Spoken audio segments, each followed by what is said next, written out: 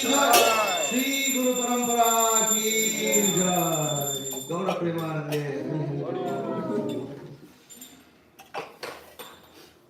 ओम कृष्ण कृष्ण कृष्ण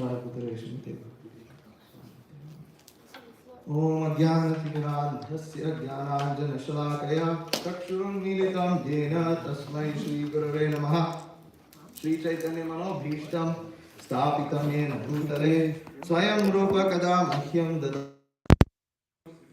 वन्देऽहं श्रीगुरोः श्रीयुताः पदकमलं श्रीगुरून् वैष्णवांश्च श्रीरूपं साग्रजातं सहगण रघुनाथान्वितं तं सजीवं साद्वैतं सावधूतं परिजनसहितं कृष्णचैतन्यदेवं श्रीराधा कृष्णपादान् सहगण ललिता श्रीविशाखान्वितांश्च।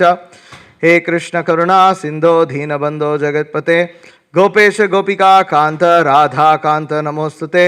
तप्त कांचन गौरांगी राधे वृंदावनेश्वरी वृषभानुसुते देवी प्रणमामि हरिप्रिये। वाञ्छाकल्पतरुभ्यश्च कृपा सिन्धुभ्येव च पतितानां पावनेभ्यो वैष्णवेभ्यो नमो नमः। जय श्री कृष्ण चैतन्य प्रभु नित्यानंद श्री अद्वैत गदाधर श्रीवासादि गौर भक्त वृंद। हरे कृष्णा कृष्णा कृष्णा हरे हरे, हरे Ram Ram Ram Hare Hare. So, continuing the glorification of Srila Bhaktisiddhanta Sarasvati Thakur, Srila Prabhupada, we are reading from volume 2 of Sri Bhaktisiddhanta Vaibhava, page 420, in the chapter titled Overview. So,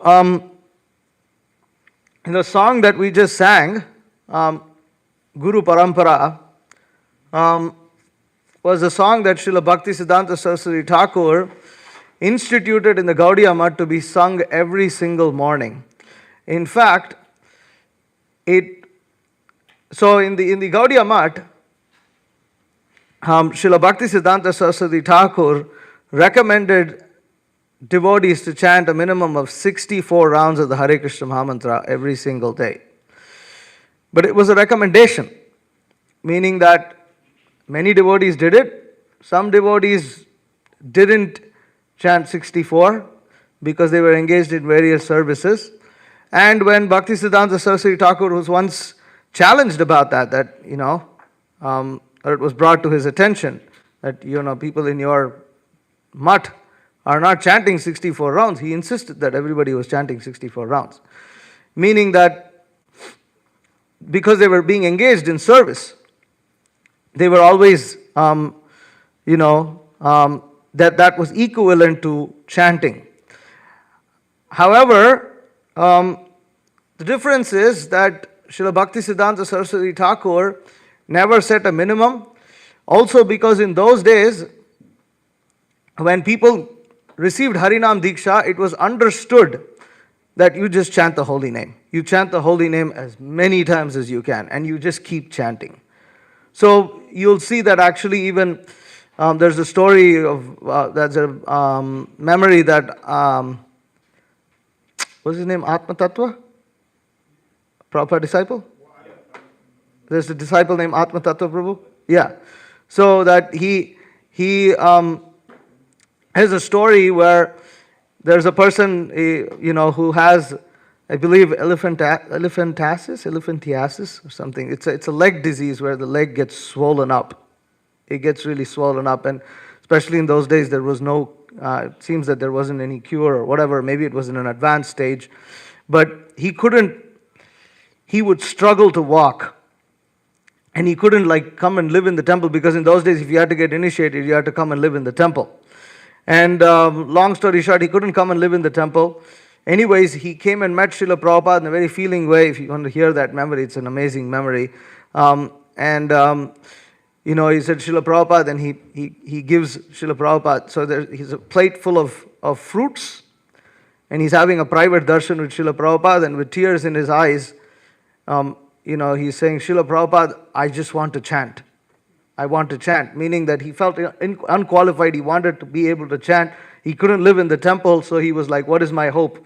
But he was so overwhelmed by Srila Prabhupada's presence that all he could mutter was that, yeah, that's what, he had this leg swollen, which is, so, and Srila Prabhupada, picking up the beads, the bead bag with the beads on the plate, picked up, he said, to chant Hare Krishna is very easy.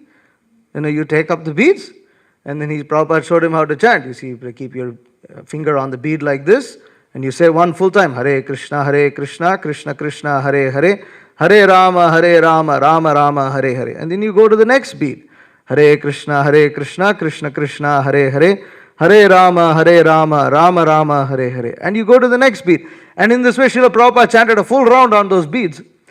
And then he said, so here, chant. And Prabhupada gave him the beads.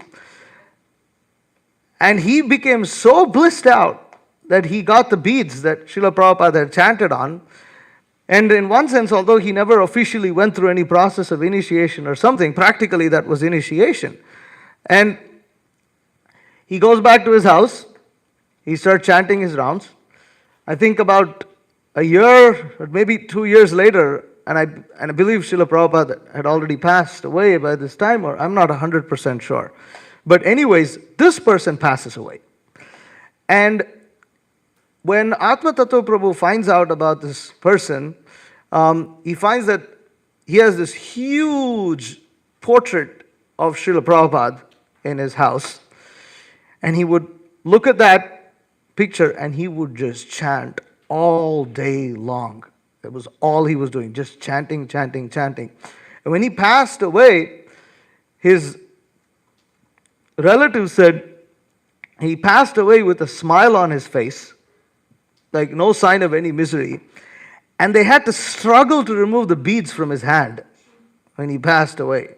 So this is not just Bhakti, this is not just this particular disciple of Srila Prabhupada, but there are also Tejas Prabhu recalls how Srila Prabhupada had initiated like some Delhi Mataji who just comes and just wants to take initiation. Prabhupada initiates her. But then they just keep chanting. That was like the understanding in those days that once you receive initiation, you just chant the holy name. But as impiety increases in Kali Yuga and as minds become more restless and people also become more materialistic and start to lose faith in things like this, Srila Prabhupada did what none of the predecessor acharyas or even Shastra did, is he set a minimum. He said minimum 16 and no less. That's it. Minimum 16 rounds and no less. If you don't chant 16 rounds, you're not a human being. Prabhupada said that. So minimum 16 rounds and no less. So therefore, we cannot reduce it because now it's an order. Whereas Prabhupada's Guru Maharaj, he didn't give such a minimum stipulation. He had a recommended stipulation, but he didn't say that no minimum. Therefore, Srila Prabhupada did not contradict his spiritual master. But if we were to reduce the number of rounds, then we are going against Srila Prabhupada, coming in his line. So, when Bhaktisiddhanta Sarasvati Thakur would give Harinam Diksha and initiation, there was a lot of confusion as to what his credibility was. Who is he? Well, how is he Guru? Like, who is he initiated by? Like, Gaur Kishore Das Babaji, but who are they? And then the caste Goswamis are claiming that they're the ones who are actually coming from Nityananda Prabhu. They're the ones coming from Advaita Acharya. They're the ones coming from Gopal Bhatta Goswami, from Rupa Goswami and other places. And well, actually, Gopal Bhatta Goswami's Vamsa is they were not against. They were actually favorable towards Bhaktisiddhanta Saraswati Thakur in the Radha Raman Mandir. But the other Goswamis were not favorable, and then it created doubt. So Bhaktisiddhanta Saraswati Thakur wrote this song where he says, Parampara Jalo Bhalo Mate, that you learn, understand what is Guru Parampara. This was a very, very important contribution of Bhaktisiddhanta Saraswati Thakur. And in his Mat, even though he recommended chanting 64 rounds, there was no japa period. Right? So you'd have Mangalarti. After that, what would you do? Sit and sing bhajans. You'll sit and sing bhajans all the way till darshan. And still they would chant 64 rounds. We have japa period and we struggle to chant 16 rounds. That's our very elevated, quote unquote, elevated condition. So, 16 rounds for us is like as if we feel like now we're qualified to go back home, back to Godhead if we chant 16 rounds one day. We feel like, some great achievement. But Bhaktisiddhanta Sarasvati Thakur, he had 64 rounds. That was. And anyways, there's a verse where Mahaprabhu also recommends that. And I believe, I don't know, is it Chaitanya Bhagavad or Chaitanya Mangal? Where, he says that he also recommends. So anyways, the point is that Bhaktisiddhanta, and the first bhajan they would sing after Mangal Arati was this, Guru Parampara. It was the first bhajan they would sing. Every day they would chant it. So it was very important. Srila Bhaktisiddhanta Saraswati Thakur wanted to establish the actual line of disciplic succession from Rupa Goswami, not mixed with all these bogus lines. For instance, Srila Bhakti Vinod Thakur had received Diksha from a line stemming from Janava Mata, the wife of Nityananda Prabhu. And nowadays even devotees claim, there were, female Diksha gurus in the Gaudiya Vaishnava Sampradaya. Well, not in the Sampradaya we refer to. That lineage was rejected as bogus by Bhaktisiddhanta Saraswati Thakur. It was a line that was rejected. And so how can you take that line as an example to say something has to be established within our Sampradaya? It cannot happen. So parampara jalo malo mate, that to understand the parampara was an extremely important contribution of Srila Bhaktisiddhanta Saraswati. So anyways, continuing Bhakti Vikas Maharaj's glorification of Srila Saraswati Thakur on page 20, about Sri Chaitanya Mahaprabhu, his associate Sri Basu Ghosh proclaimed, Jadi Gaura na hoite, tabe ki hoite, kemana dharitam de, Radhara Mahima Prema Rasha Shima, Jagate Janatake. Had Gaura not appeared, how could we have sustained our lives? Who but he could have informed the universe of the glories of Srimati Radharani, which are the ultimate limit of nectarian loving exchanges? Madhura Vrinda Vipina Madhuri Pravesha Chaturi Sar Varaja Yuvatir Bhavera Bhakati Shakati Hoito Kar. Without his grace, who could know the devotional path that gives entrance into the transcendental realm of ambrosial nectar, ambrosial ecstasy in the groves of Vrindavan? Who could attain the mood of the topmost devotional ecstasies of the damsels of Vraja? So, without Sri Chaitanya Mahaprabhu, the point is that without Sri Chaitanya Mahaprabhu, how would we have understood all these things? How would we have gained access? How could the devotional path, how could we ever even know the path to enter into the transcendental realm of Vrindavan and understand the service and attitude of Srimati Radharani towards, and the damsels of Vraja towards the Supreme Personality of Godhead Krishna? How could we have ever understood these things? How could such a feature of Godhead ever be revealed to us without Sri Chaitanya Mahaprabhu's appearance? The point is, it wouldn't have. That we are so indebted to Sri Chaitanya Mahaprabhu that it is only through him that we have got this, this ability to even aspire to worship the damsels of Vrindavan, to follow in the footsteps of the gopis of Vrindavan. Right? So without Chaitanya Mahaprabhu, it wouldn't have happened. But just, Maharaj writes, he writes here, and just as only Sri Chaitanya Mahaprabhu could reveal the intricacies and the heights of Radha Krishna Leela, only an exceptional devotee of Mahaprabhu can preserve and expand throughout the world the gifts he gave. Thus, Srila Saraswati Thakur's glories surpass even those of luminary acharyas of other sampradayas, who, although worshipable and immeasurably praiseworthy, were not only emissaries, were yet not emissaries of Vrajalila. This truth is incomprehensible by discussion or argument, but understandable only to the recipients of Srila Saraswati Thakur's gifts as received through his Vani. So only the followers of Saraswati Thakur can understand this. You see, there are great acharyas, many great acharyas, Ramanuja, Madhva,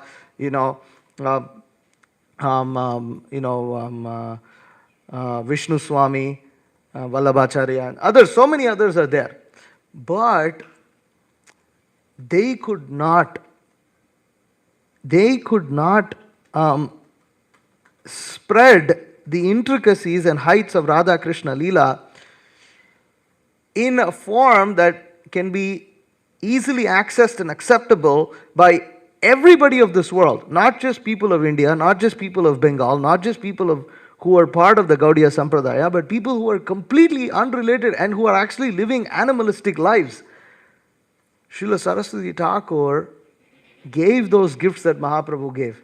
He made it available to all of us. This was not done by any of the other acharyas. And even though they are very immeasurably praiseworthy and always worshipable, still they were not emissaries of Vraja Leela. That Vraja Leela emissary was Srila Saraswati Thakur. And again, Srila Saraswati Thakur, among the Gaudiya Vaishnava acharyas, was unique because he institutionalized a method by which this Shuddha Bhakti, the pure path of devotional service, could be spread all over the world. So, you cannot discuss this, you cannot have arguments about this, but this is literally understandable only to the recipients of Bhaktisiddhanta, Saraswati Thakur's followers. Srila Saraswati Thakur was never tired of talking about Krishna. His lectures were frequent and long. He was ever eager to commune with intellectuals, religious leaders, and other prominent people. He met with nearly all who were well known at the time in Bengal, not for the sake of exchanging social niceties, but desiring to impress upon them the superlative position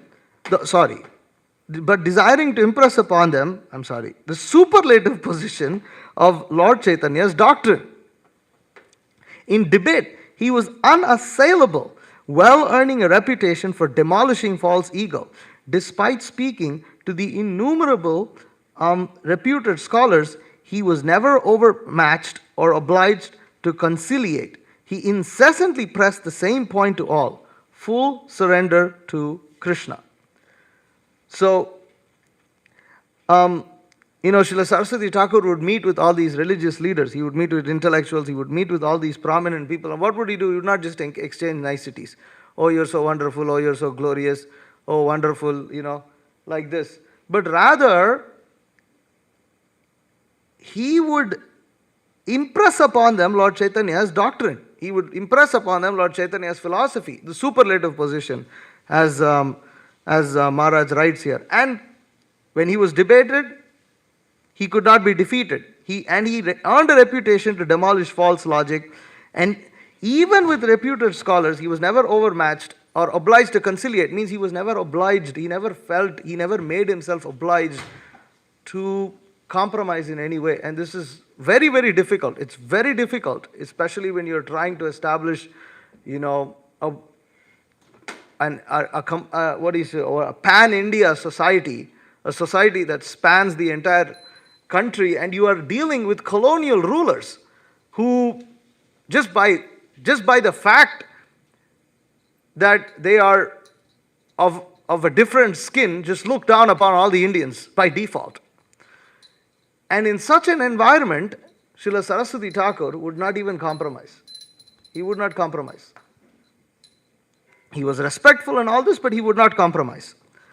So what did he press? Full surrender to Krishna. Most Bengali Vaishnava orators spoke in a superficially charming manner to lure similarly capricious followers. But Srila Bhaktisiddhanta Saraswati denounced such hypocritical speakers and their non-committal adherents, and preached not to mollify the material attachments of the hearers, but to wrench them out of their complacency and bring a sea change in their lives, or at least jolt them to reflect on his message. So most people, generally, they speak, in a pleasing manner to Srila Saraswati, to their audience, unlike Srila Saraswati Thakur, speak in like a sweet manner. Like, sometimes some devotees, I literally heard this. Recommendation, how do you give a class? You say 2 stories, 3 jokes, and then you sing 1 song. Something like this. Something like this. You sing like 1 small song, and you recite like few verses, and then you crack 2 jokes, and you say 2 stories or something like this. Something. There was literally a pattern, and devotees of a particular temple I know, they would follow that strictly. Okay, I'm preparing for my lecture, so joke number 1, joke number 2, story 1, story 2. That will be their notes. This is not how you speak. You speak the message. That's all. Some devotees, naturally their classes may be a bit humorous. I've heard that. For instance, I've heard that Manidhar Prabhu's classes can be a bit humorous. At the same time, they're heavy and humorous at the same time, is what I've heard, and I don't know how that works, but they're kind of heavy. Sometimes a little like. Sometimes they're heavy with some European sad jokes, but they're heavy jokes, but there's some jokes, but they're a little sad, or something like this. They have a different style of humor there. So different people may have different humors, but it's a natural feature of their personality. It's not that they kind of like, it's like this. Like, if any of you been to oratorical, classes, or what do they call that? What do they call that here? Those who get speech. Yeah, like people who train you on public speech. Public speaking, that's what they call them. Okay. So, sorry? Something's wrong with the recording. So if you go to them, they'll tell you like a few things, like a tips. Okay, before you talk, you have to do these kind of things. And you go through them, and when you talk, maintain eye contact. If you think about it, Srila Prabhupada, he just closed his eyes and gave class. If you go to a public, speech expert or something, they'll tell you that closing your eyes when you give a public speech is the worst thing you can do. It's like one of the worst things you can do. But Srila Prabhupada, he changed people's lives. So Srila Bhaktisiddhanta Saraswati Thakur, in the same way, he wrenched them out of complacency. Oh, we're comfortable in this material, we're going to adjust and we're going to live, and, we're going to, somehow, I'm going to try to be a little spiritual and a little materialistic. I'll create my own space of ignorance and rot there. And nobody should disturb me from that. Nobody should say anything. People who are my friends will congratulate me and give me encouragement. Nobody will ever say anything bad about me because, it causes depression to me and I can't handle it. So, and things like that. You just create a sea change in their lives. And he said, or at least jolt them to reflect on this message. Srila Prabhupada was like that. In Bombay, when he had the Pandal programs, Prabhupada's title for the Pandal program: Modern civilization is a failure. Krishna consciousness is the solution. It's a really bold message to put out there. This is in the 70s where India is like industrializing and the West is like, this is like what like people now like talk, oh, the good old days, when I was young, cartoons were better, Disneyland was better, and all these things were better, and now everything has become woke and broken, all this kind of stuff. So, but Prabhupada and Bhaktisiddhanta Saraswati Thakur, they had the same message, and the point was to jolt people out of, and in that regard, Srila Prabhupada sometimes, he publicly argued on the stage with people, in a very and the audience, the entire group of audiences would just walk out, upset with how this was supposed to be a spiritual program, what's going on, and it's like so much commotion, and the disciples are all concerned, are we putting out a bad image and this and that. But see, Bhaktisiddhanta Saraswati and Srila Prabhupada, they were so well versed with the science of Krishna consciousness that they knew exactly what was beneficial and what was not beneficial, and it wasn't stereotyped. You would think, Or sometimes they're sweet. Oh, so Srila Prabhupada was sweet. He asked us to be sweet, so we should always be sweet. No, but Srila Prabhupada wasn't always sweet. At the same time, he wasn't always nasty. There's some, they take, when we're neophyte, we go from one extreme to another. Just like sometimes we're all sweet and cute, and then we're all like really nasty, and then we swing from this side to the other side, and it's all our mental swings. And but Saraswati Thakur and Srila Prabhupada, they were not like this. Okay, continuing. Despite his incomparable ability and enthusiasm for speaking about Krishna, Srila Saraswati Thakur considered writing and publishing books an even more vital means of communicating and enlightening.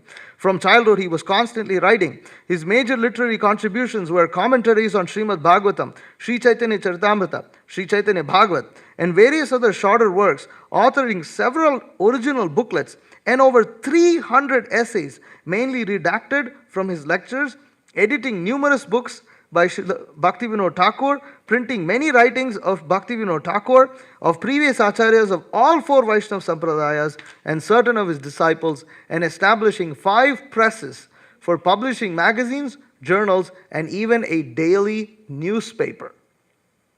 So this is Saraswati Thakur. He established 60 Gaudiya Maths, he would meet with intellectuals, he would preach to his disciples, he would give classes, and he wrote all of this.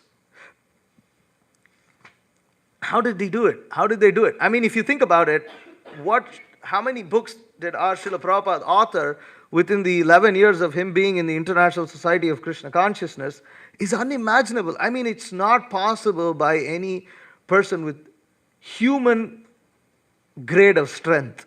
You have to have the Krishna grade of strength. You have to have that grade, that Vaikuntha grade. It's only possible by them. It's not possible by material human strength. Even Brahma cannot imagine how to do this. Even demigods, how many books have they written? Like our acharyas, you don't see. They're not written as many books. Vyasadeva wrote, but he's incarnation of Supreme Personality of Godhead. So he's meant for writing. But you see, that's why actually we are sitting on Vyasasan, but we are just representing Srila Prabhupada. We are representing, therefore they have a permanent asan. Like Srila Prabhupada, he being the acharya that we follow, he has a permanent asan, because the truth is, he is the one who is actually representing Vyas. And he is the actual representative of Vyas for us. We are just repeating with whatever limited capacity we have some of his words. Therefore, we always must remain in a lower position, try to understand what our position is.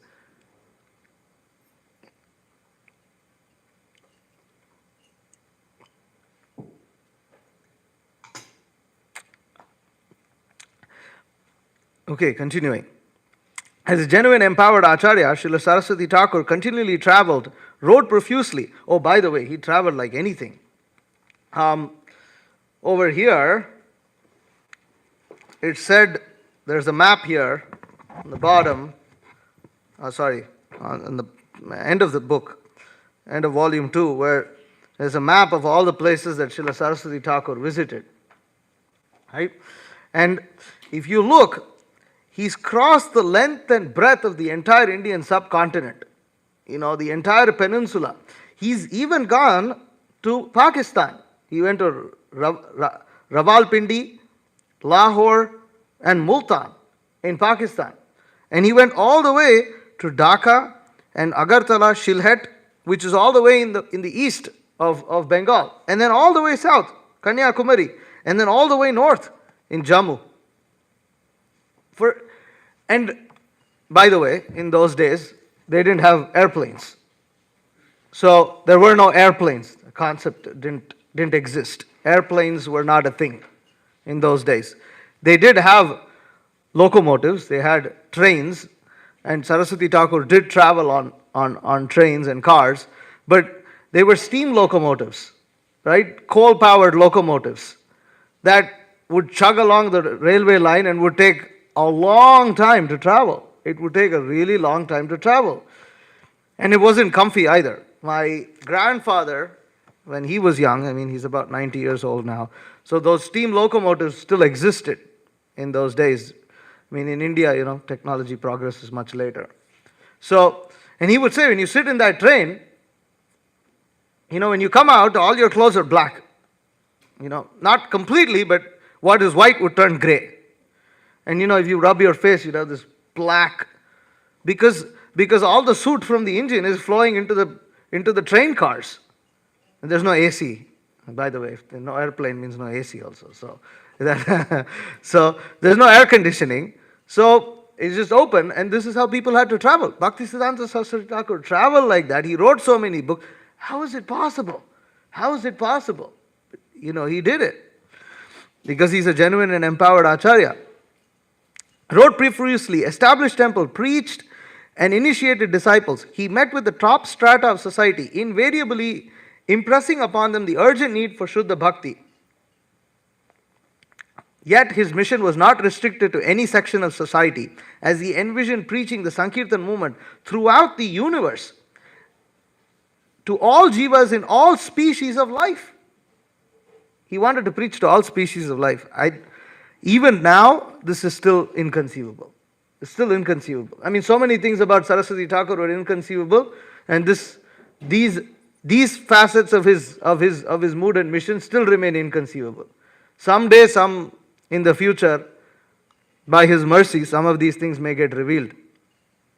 By sending his representatives to the heart of the unassailable British Empire, thereby attacking Maya in her most fortified and vital bastion, he demonstrated both visionary genius and the irrepressible daring do. Daring is D-E-R-R-I-N-G. Daring do and ambition of a true soldier.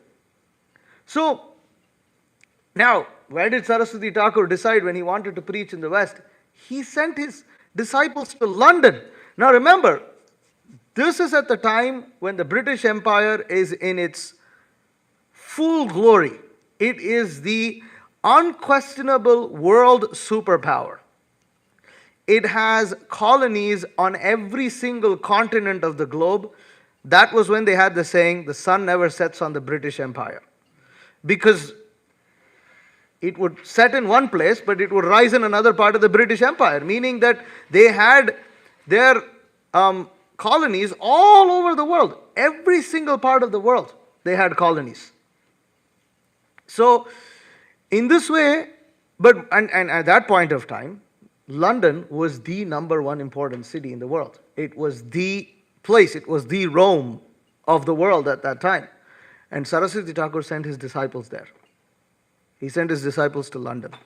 That showed his how it wasn't like, oh, we'll go to some of the smaller towns, we'll go to some of the smaller Western empires, maybe we'll start with we'll chip away at some of the stuff.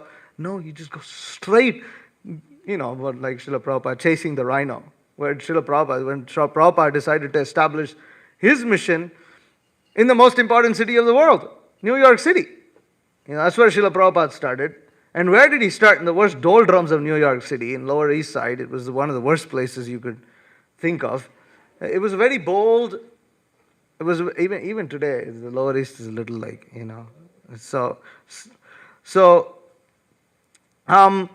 okay. Always teaching by example, Srila Bhaktisiddhanta Saraswati was strict and austere. Consistently shunning the material comforts his disciples were always ready to offer. He was ever callous to the external world, yet unlimitedly kind to those incarcerated within it. His pleasure was in chanting the holy name and in undergoing all troubles to induce others to chant. So his disciples always offered all these comforts. He didn't care for them. And although he was indifferent to the outside world, he wasn't indifferent to the people who were within it, who were within that outside world. And this, and why is that statement said? See, generally people who are renunciants, they're trying to go and run to the mountains. They don't care. That's what Prahlad Maharaj, he says that famous verse. How does it begin? Yeah. But how does it begin?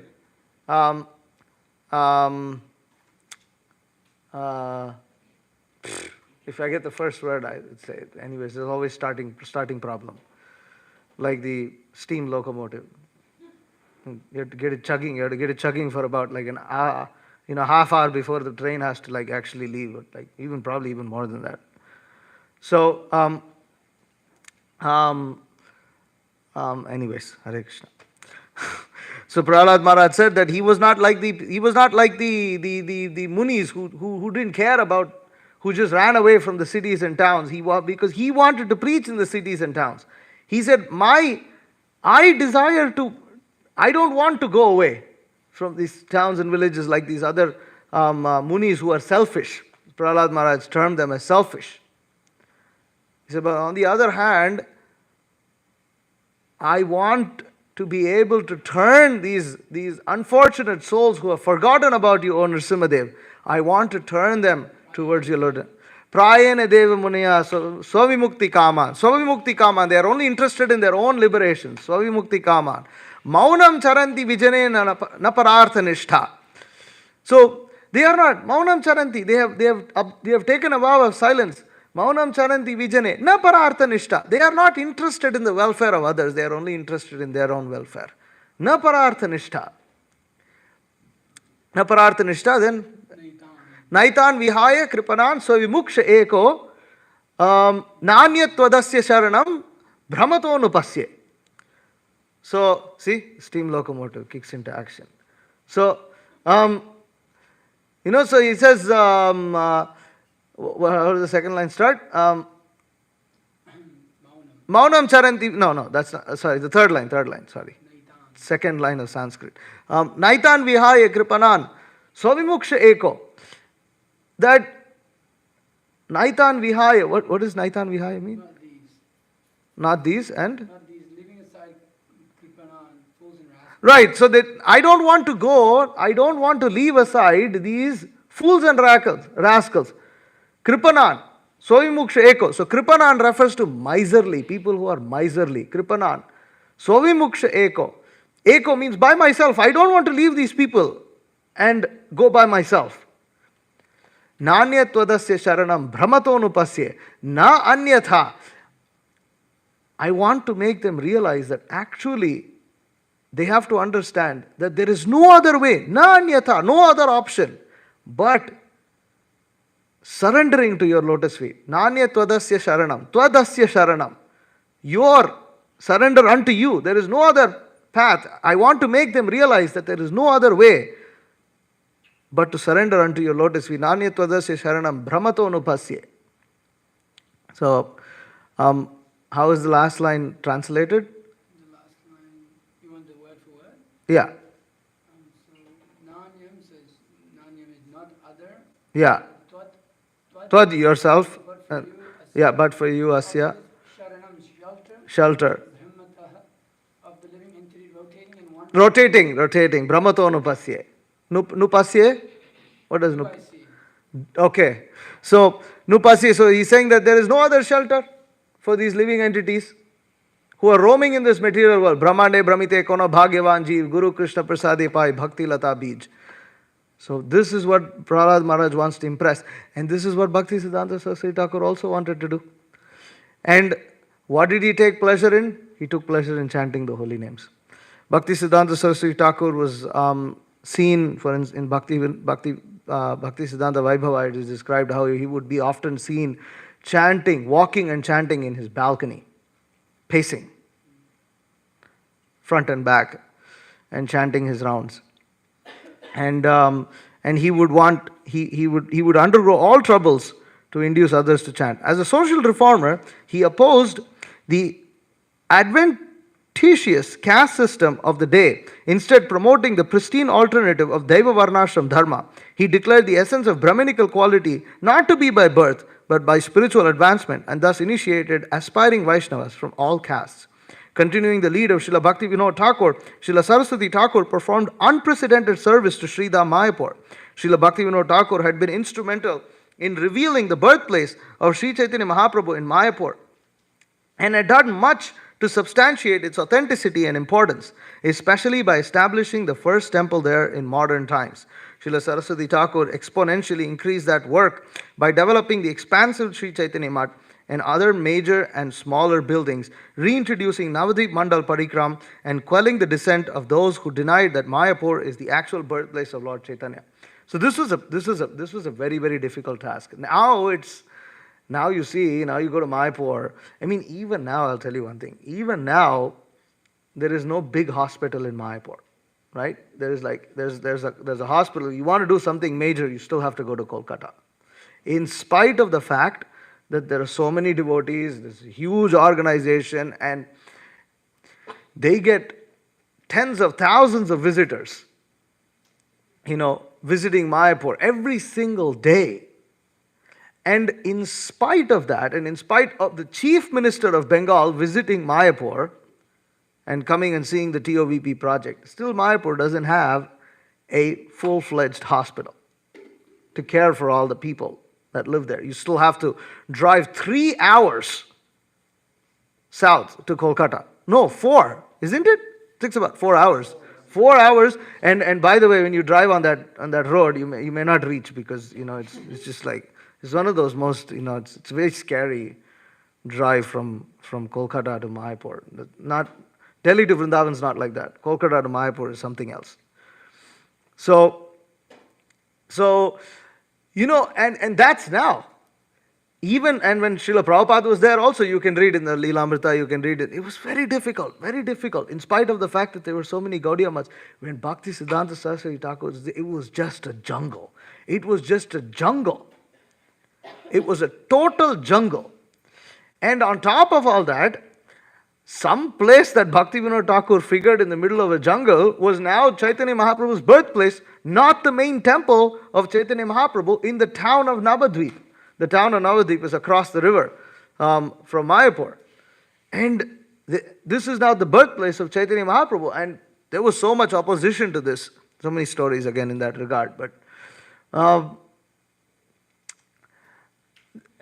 they almost wanted to kill him for this, So Bhaktisiddhanta Saraswati Thakur's life was threatened because of this. Now, during Bhaktisiddhanta Saraswati Thakur's time, a deity of Adoksaja was uncovered at the Yogapeeth, at the birthplace of Chaitanya Mahaprabhu, which Bhaktisiddhanta Saraswati Thakur revealed to be the family deity of Chaitanya Mahaprabhu's father, Jagannath Mishra. So Jagannath Mishra's deity, his family deity, was Adoksaja, a form of Vishnu, beautiful deity of Vishnu, which is still now being worshipped at Yogapeeth. And do you remember ever seeing it, Kalki? I don't remember at all. I just trying to make a mental note to make sure to, see whenever blessed with the fortune of visiting Mayapur next time. But there's apparently a deity of Adoksaja at the Yogapeeth. I don't remember. It might have been a small deity also. It might have been a pretty small deity, maybe kept right on the altar, and maybe unless you ask the pujari or something, you may not be able to see it. It might have been among the salagrams or something like that. Yeah. So anyways, Bhakti Siddhanta Saraswati Thakur, he had to quell the dissent of those who denied Mayapur as the actual birthplace of Lord Chaitanya. And he also reintroduced the Navadvip Dham Parikrama, which is a very famous thing that happens even today. Someday, one should embark on that yatra. It's an important thing to be done. Same thing. And so actually Bhakti Siddhanta Saraswati Thakur established both Navadvip Dham Parikrama and Vrindavan Dham Parikrama, Vrajamandal Parikrama. See, now it's called Navadvip Mandal Parikram and Vrajamandal Parikram. Vrajamandal Parikram is way more austere. Navadvip Mandal Parikram can be completed in about 11 days or something like that. 8 days or a week, yeah. Vrindavan, if you want to do the full thing, is like 44, no. It's like at least the whole month of Kartik. Yeah, I mean, there's so many devotees who do it. And actually, Guru Maharaj recommends that, especially for grahasthas, preachers generally hard, you have to take a lot of time out. And it's really austere. You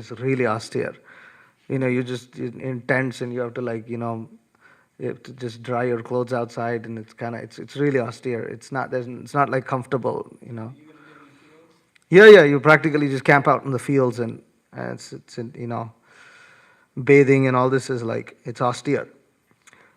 Um, hmm?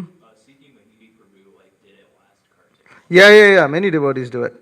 Okay, Srimad B.R. Sridhar Maharaj summarized the mission of Srila Bhaktisiddhanta Saraswati Thakur. So there's one verse that summarizes Srila Saraswati Thakur's entire mood and mission. Just one verse. Bhakti Rakshak Sridhar Maharaj says that this one verse describes him completely. So if at all you want to by heart a verse, memorize a verse in glorification of Saraswati Thakur, this is a good one. Nikila Bhuvana Maya Chinna Vichinna Kartri Vibhuda Bahula Mrigya Mukti Mohanta Dhatri Stitilita Vidhi Radhesha Dhani Vilasatu Hridi Nityam Bhaktisiddhanta Vani.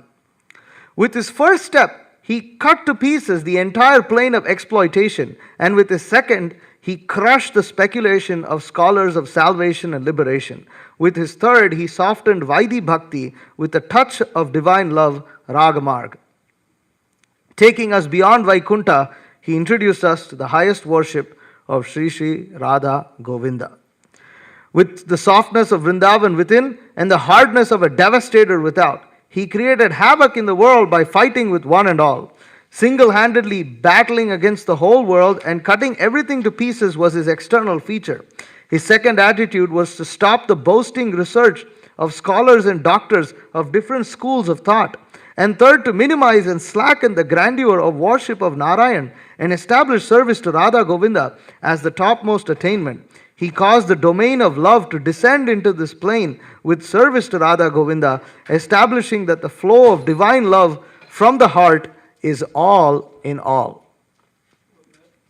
That was his history, the real existence of Srila Bhaktisiddhanta Saraswati Thakur Prabhupada.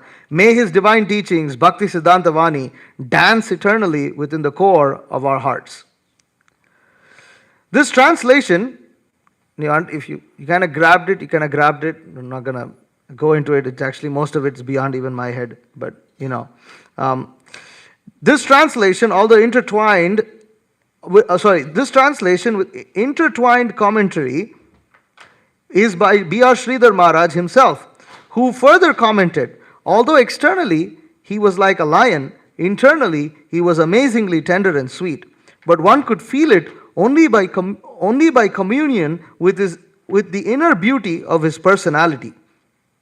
Externally, his worship of the path of love was full of opulence and reverence, but in reality, he was worshipping the simple beauty of Vrindavan Bhakti. And with his fearful image of a lion, he established Vraja Bhakti's absolute dominance in this world.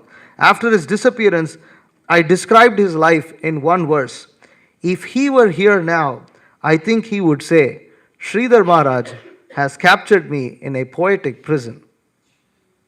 So nice. So amazing. You know? This is from this, we sang that song yesterday. I don't think it's not from that song. This is just, Sridhar Maharaj's song too, right? that was also Sridhar Maharaj. Sridhar Maharaj is this like this Sanskrit poet of, first of all, he is from a traditional Bengali Brahmin background. And then he's this disciple of Bhaktisiddhanta Saraswati Thakur, and his Sanskrit abilities are just so unmatched and unparalleled. His astute, sharp, very, keen intelligence was just so amazing. And, he was one of the disciples of Bhaktisiddhanta Saraswati Thakur, So, Bhaktisiddhanta Saraswati Thakur liked his singing of Sri Rupa Manjari Pada.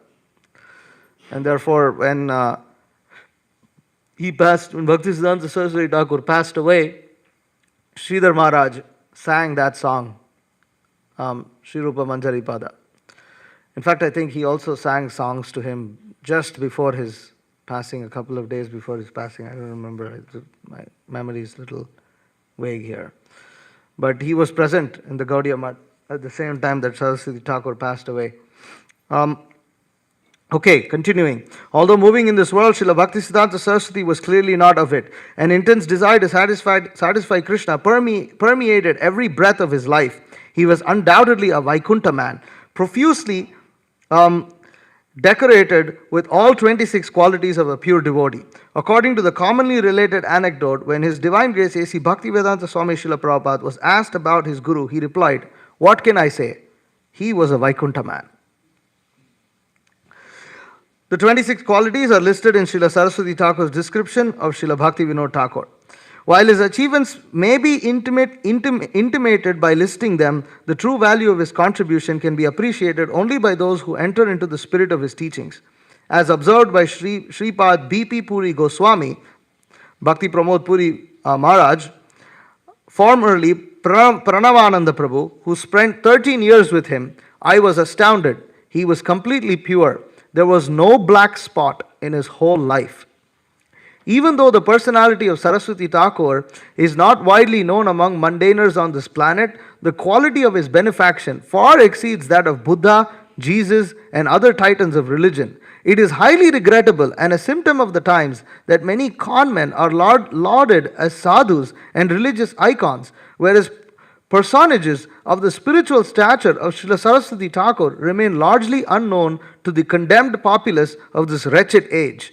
While the blind lead the blind, Srila Saraswati Thakur is a seer of reality, capable of dispelling spiritual blindness, who as a direct manifestation of Sri Krishna's internal potency is simply not of this world and thus not comparable to any worldly moralist, elementary religious teacher, or unenlightened altruist. So, Srila Saraswati Thakur is such a personality that even with all due respect, just like we were referring to the different Vaishnava Acharyas, with all due respect, even Jesus doesn't come close, to Bhaktisiddhanta Saraswati Thakur. And then what to speak of rascals like this Sadguru and this idiot, all these rascals and fools are roaming around in the name of spirituality. Complete bogus rascals, nonsense. Donkeys, these people are, they're, what do you call them? Jackasses when compared to the lion-like stature of Srila Saraswati Thakur. So yet, even though Srila Bhaktisiddhanta Saraswati Thakur is not yet well known, his mission was undoubtedly successful, for he distributed love of Krishna across the planet through the activities of His Divine Grace, A.C. Bhaktivedanta Swami Srila Prabhupada, who, considering himself merely a peon in the hands of that tremendous personage, wrote and prayed. This is famous song of Srila Prabhupada. Shri Siddhanta Saraswati Sachi Sutta Priya Ati Krishna Sevaya Jar Tulanai Sei Mahanter Guru Jagater Madhya Uru Krishna Bhakti Dei Tai Tai. Sri Srimad Bhaktisiddhanta Saraswati Thakur, who is very dear to Lord Gauranga, the son of Sachi, is unparalleled in his service to the Supreme Lord Sri Krishna. He is that great saintly spiritual master who bestows intense devotion to Krishna at different places around the globe. Tara icha balavan paschate te tan tan hoi jate gaurange ranam prithvi te nagaradi asamudra nadanadi sakale loi Krishna nam. By his strong desire, the holy name of Lord Gauranga will spread throughout all the countries of the Western world, in all cities, towns and villages on this earth, from all the oceans, seas, rivers and streams, everyone will chant the holy name of Krishna. Maharaj concludes, His Divine Grace A.C. Bhaktivedanta Swami Prabhupada introduced Krishna consciousness to every continent, yet gave all credit to the Mahanta Guru on whose order he had proceeded.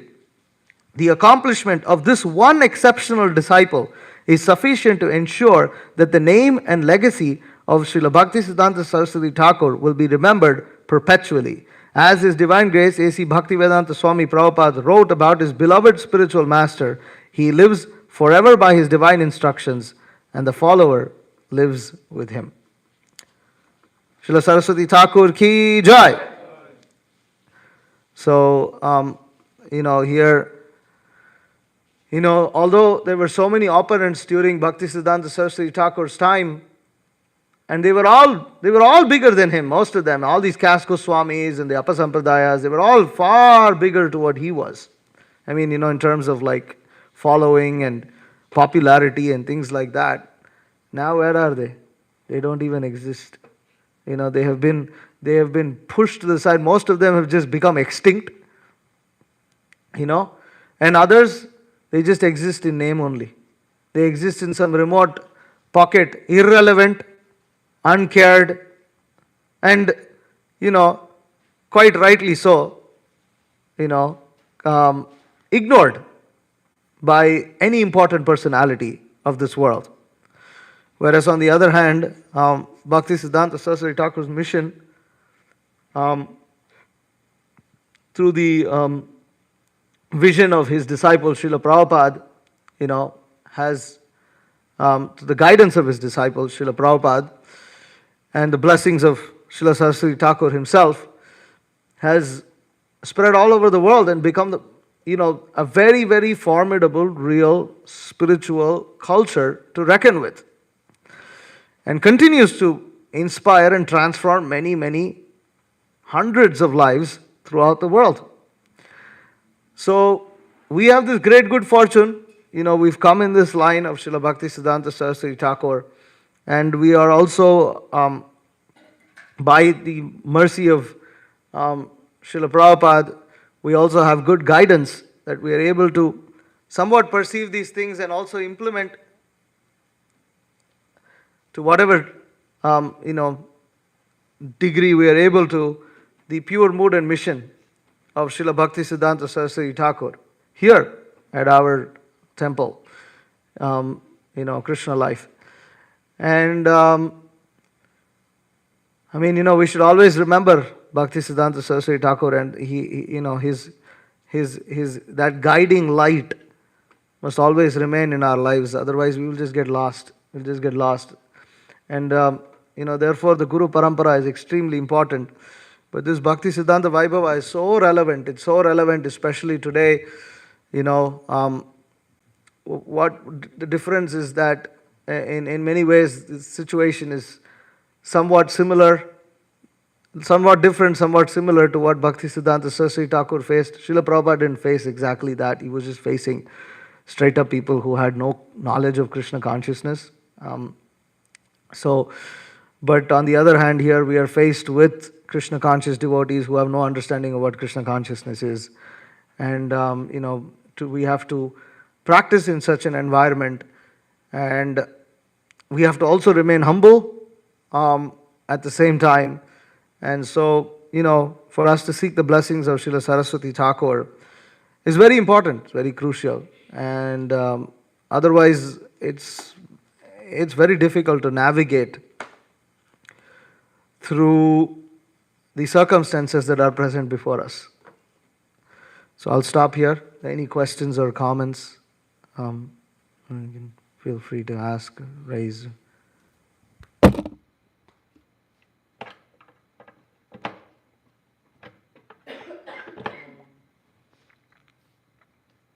So, I just want to make sure I heard you right. You said that the line, the Sampradaya coming from Nityananda Prabhu's wife, Bhaktivinoda Thakur was initiated in that line. Yes. It's a bogus Sampradaya. So just like, anyways, it's just a little bewildering. I don't know if you could speak a little more about that. So the point is that a line's purity is maintained by the people who follow it, right? It's not that Janava Mata was bogus. She cannot be. She is eternal. She's not even Jiva Tattva, right? She doesn't belong to the class of living entities like us. She is consort of Nityananda Prabhu. She is his divine energy herself. But the point is, the followers who are in that line, they did not abide by the same true teachings of Lord Chaitanya. There are many details to this. One of them being the Siddha Pranali, process that Srila Prabhupada directly writes in a purport that this is just, it's a concoction, it's been invented, and it doesn't have any it doesn't have any authorized relevance in our sampradaya. What was the Siddha Pranali initiation? At the time of initiation, your guru will tell you what your name is in the spiritual world, what your form is, which group of Sakhis you are under, what dress you wear, what is your service, and things like that. There's a whole chart. There's a whole thing that's mentioned. Now, the problem is it became institutionalized. It's not that, a spiritual master who is that elevated in the platform of prema could not tell a disciple those kind of things. But first of all, it's not generally seen, but even if that was there, it was never institutionalized. The point is they institutionalized it, and you cannot institutionalize something like this. And that became like the Siddha Pranali form of initiation, which during Srila Saraswati Thakur's time was actually one of the most, I will not say the, but one of the most prominent forms of initiation into the Gaudiya Sampradaya. And that was rejected. So that's one of the reasons. And then there are more. For instance, Srila Bhaktivinoda Thakur's guru, Bipin Bihari Goswami, didn't accept that Mayapur was the birthplace of Lord Chaitanya. That was one of the things. And in fact, we go a little more detail into this. So what happened is actually Bipin Bihari Goswami, Bhaktivinoda Thakur passes away before Bipin Bihari Goswami, his Diksha Guru. And Bhaktivinoda Thakur always maintained respectful relationship with Bipin Bihari Goswami. And during his time, during the time of Bhaktivinoda Thakur, Bipin Bihari Goswami actually agreed, after Bhaktivinoda Thakur presented to him that this is the birthplace of Chaitanya Mahaprabhu, he actually agreed. But then after Bhaktivinoda Thakur passed away, upon the influence or association of the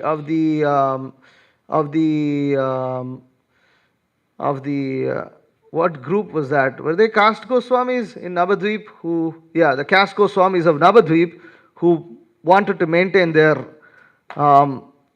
they would lose their whole business, and the whole thing will collapse. Who will go there anymore after, if Mayapur is the birthplace as it is now, So they would lose everything. So upon their influence, he switched his position, and he actually, there's a written article where he rejects Bhaktivinoda Thakur as his disciple. Yeah, heavy stuff. So therefore Bhaktisiddhanta Saraswati Thakur wrote Guru Parampara. All this confusion is going on when Bhaktisiddhanta Saraswati Thakur is there. All these accusations are flying on about Bhaktivinoda Thakur, and Bhaktisiddhanta Saraswati Thakur cannot tolerate it. He fights against it. There's so much detail to these things. And basically, Bhaktisiddhanta Saraswati Thakur, whole life just fighting. Just fighting, whole life fighting, that's all. And the thing is, he never felt depressed about it. He never lamented about it. The more challenges came, the more he just took it on. He was like Bhima of spiritual stature. Just indomitable courage and strength.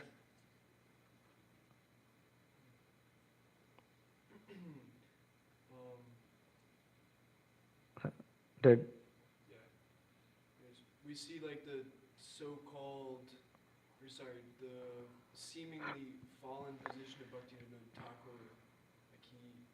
He ate meat earlier in his life, and then he got initiated by a bogus guru. But I guess. Well, again, see, try to understand. There wasn't many options that Bhaktivinoda Thakur could choose from. You have to also try to look at the circumstances. and everybody takes Diksha. But the main thing is where you take Shiksha from. Right? So there weren't many options for Bhaktivinoda Thakur. And he's also playing the part of a sadhana siddha who achieves perfection after being, in apparent illusion. So even if we were to take that, later but he took Shiksha from Jagannath Das Babaji. That's who he took Shiksha from. What line does You know? Jagannath Das Babaji come in? Jagannath Das Babaji had another guru. I don't know. These details, I'm not sure. Anybody knows? Yeah? I'm not 100% sure of that. And again, it was Bhaktivinoda Thakur who said Jagannath Das Babaji has a connection with Baladev Vidya Bhushan, although actually there was some age gap. There's some years gap actually between Baladev Vidya Bhushan and Jagannath Das Babaji. But that you will actually find in other sampradayas also. In the Sri Sampradaya, for instance, Nammalvar is actually said to be one of their foremost acharyas. The disciple of Vishnu-Citta Thakur. Who? Jagannath Das Babaji. Yeah, but Vishwanath Chakravarti? Well, anyway, see, that's what Vishwanath Chakravarti Thakur passed long before Jagannath Das Babaji was appeared on this planet. So if he is considered to be a disciple of Vishwanath Chakravarti Thakur, it's a Siksha disciple. That's all you can understand it. But what happens is Nammalvar and the other Alvars, they write the 4,000 Divya Prabandhas, the 4,000 verses in the Divya Prabandha. Well, now these 4,000 verses become lost. And Nada Muni, who comes centuries after Nammalvar, meditates upon one verse, just one of the verses of the Divya Prabandhas. And he meditates and he gets a divine revelation where Nammalvar comes in front of him and gives him the entire 4,000 Divya Prabandhas. And that's how the Sampradaya continues. There's huge gaps. Almost a 200-year difference. Huge gap. From whom to whom? From Vishnu-Citta. Yeah. So Vishwanath Chakravarti Thakur. So this is a common feature. This is there. There are these gaps. And it's not surprising that there are such gaps. And the point is that these acharyas that are listed are all pure devotees. And so they have that spiritual connection with the predecessor acharyas. Bhaktisiddhanta Sarasvati Thakur himself had a vision of all the Gaudiya Vaishnava acharyas and the Pancha Tattva coming in front of him and encouraging him to begin his mission. Bhaktivinoda Thakur, everything, they are all there. He has this divine revelation in Mayapur. So it seems like Guru Parampara really flows through Shiksha. Of course. Rather than Diksha. Of course. But Diksha is an important part of the Sampradaya. You will find all the Vaishnavacharyas took Diksha. Even if they don't connect themselves to the Diksha line, they all did take Diksha. So Diksha is, because Rupa Goswami says that. What is that? Diksha Shikshadi. Anyways, there's a verse Rupa Goswami recommends that, he says that, the neophyte devotee has to take Diksha, Shiksha, and, like this he has to perform devotional service. So Rupa Goswami says you have to take Diksha. You have to take it. That's all. But generally, the Diksha Guru is the primary Siksha Guru. That's the best.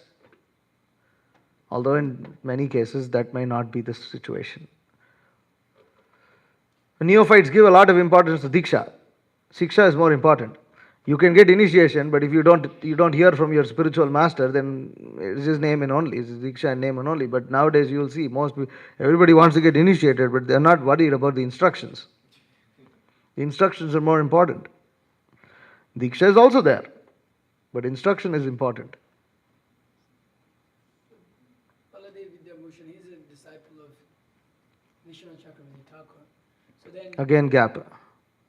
no, they met. No, They met? Really? discussions Okay. that they met, I see. and Vishnu-Citta Thakur instructed him Okay. to go and travel. And so, what about his disciples, Baladev Vidyabhushan's disciples? I don't know. No, I mean, there must be information. I'm not aware of it. That's all. Anybody knows? He had, because he had, he wrote the whole he wrote commentaries on the Bhagavad Gita, and there must be, Yeah, for sure. that's there by Diksha also. Must be. Okay. Anything else?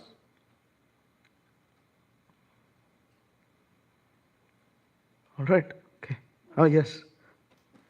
So, I hope this kind of makes sense. It's kind of sense in my head. But so my question is kind of like in relation to applying the understanding the principle and the detail. There are. Did you watch the video? Yeah. Okay. Yeah. There are details that that we can see carried out by Paramahamsas like Prabhupada and Bhaktisiddhanta Sarasvati. So where do we draw the line between what's merely a detail? How do we distinguish between a mere detail and not imitating the behavior of Paramahamsas? Because so there's certain things that Paramahamsas do that we shouldn't do, that we should not imitate. Yes. But it could be taken as a detail per se, and that could lead people to imitate it. So how do you distinguish? Can you give an example of what you're trying to say? I mean, the first thing that comes to my mind is how we were talking about when Bhaktisiddhanta was preaching to these British people who served them meat. Is that something that we should go ahead and implement? Oh, I mean, the point is, it still comes to the whole principle and detail thing. So, the principle was that Bhaktisiddhanta Saraswati Thakur wanted to impress Lord Chaitanya's mission upon such living entities. Serving meat is not something that is acceptable, but if by not serving meat, one is unable to impress upon them Lord Chaitanya's mission, which was very important at that time because Bhaktisiddhanta Saraswati Thakur is pioneering and trying to establish amongst both his followers and the people of the world that Krishna consciousness is a universal thing. It is not meant for just people of India. What to speak of just the people of Bengal.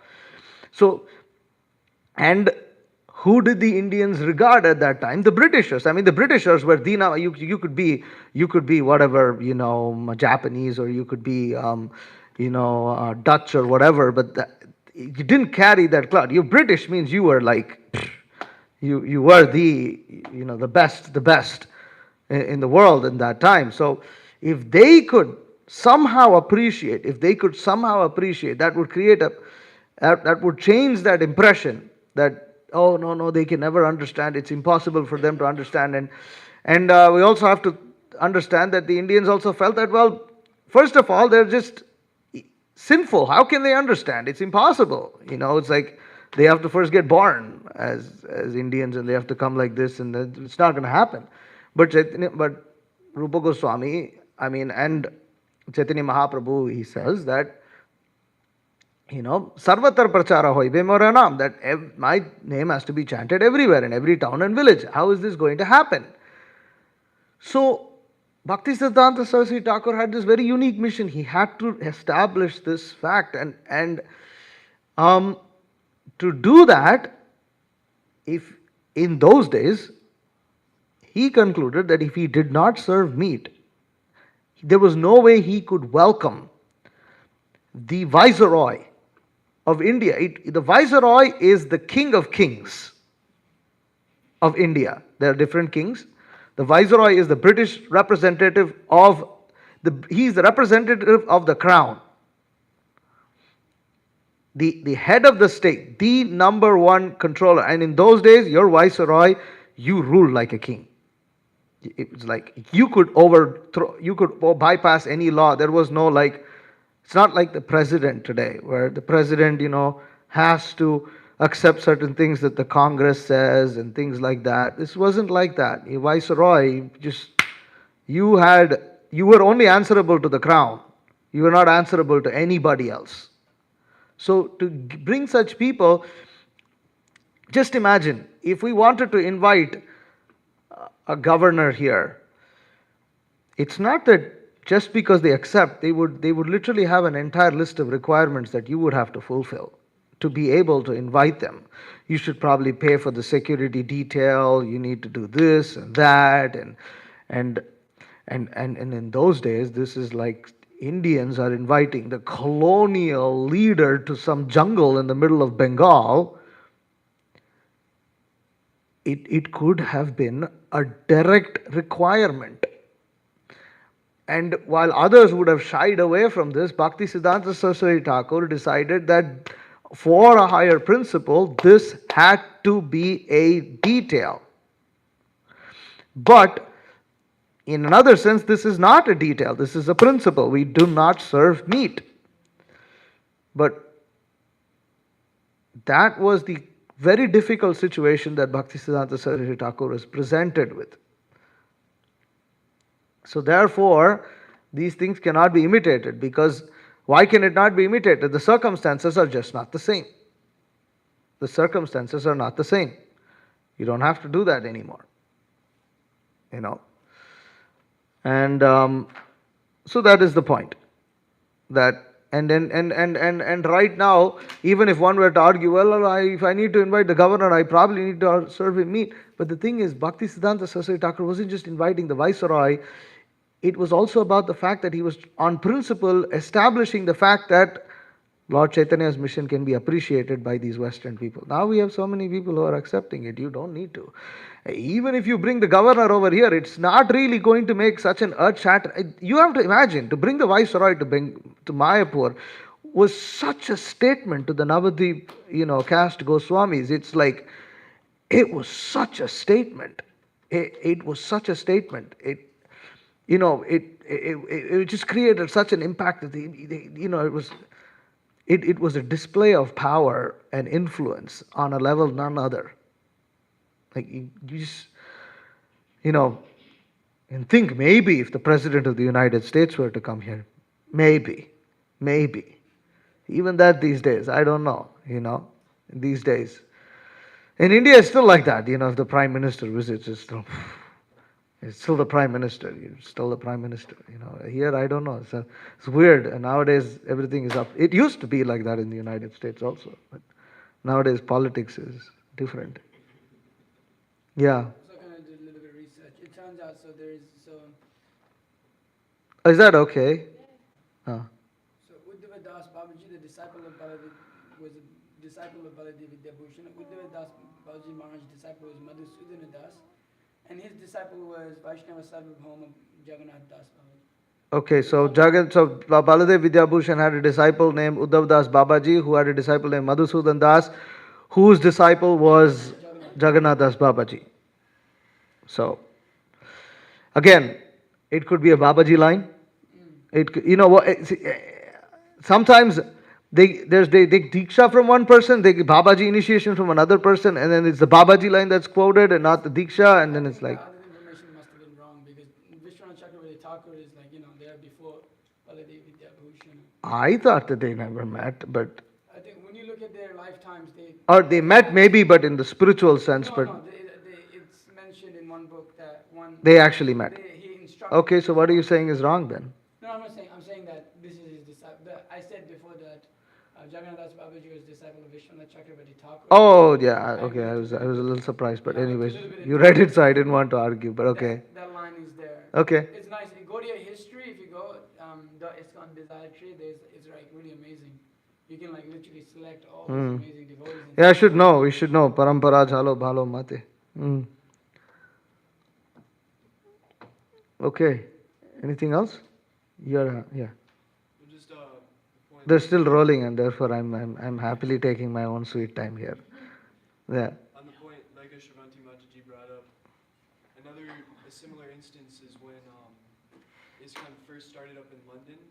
Yeah. Mukunda, Prabhu at the time, Guru Das Prabhu and Shyamasundar Prabhu and their wives, they're trying to preach, they're trying to get their center started and raise money for a temple. So they threw a party for the elites.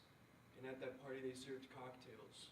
Oh, they did? And presented the whole, this is in Miracle on 22nd Avenue. Uh-huh. And they presented the whole spiel. They had presentations on the movement, the progression of the movement, the growth.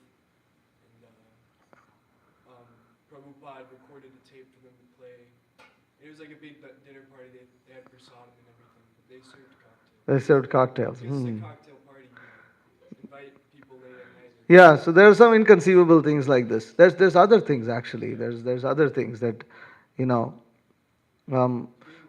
foot in the door, though. yeah, it's yeah. You have to be very careful about these things.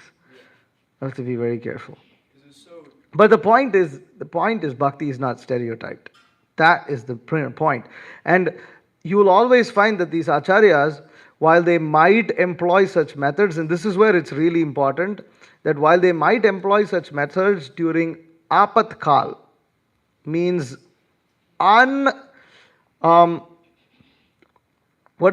extraordinary circumstances, the attempt is to bring it back to the ordinary. So the attempt is to revert, not make this as a standard. But the definition of Prakrita Sahaja is they will make this a standard. That is where the difference is. Bhaktisiddhanta Thakur served to the viceroy. Did he instruct his disciples? Anytime a Western fellow comes, to feed him nicely, chicken nuggets. No. He didn't say such things. So it's not like that. That it was like a special thing, and they use that and then they revert it back. So it's the same thing with so many other things. Where we have to attempt to revert things back to what they were before.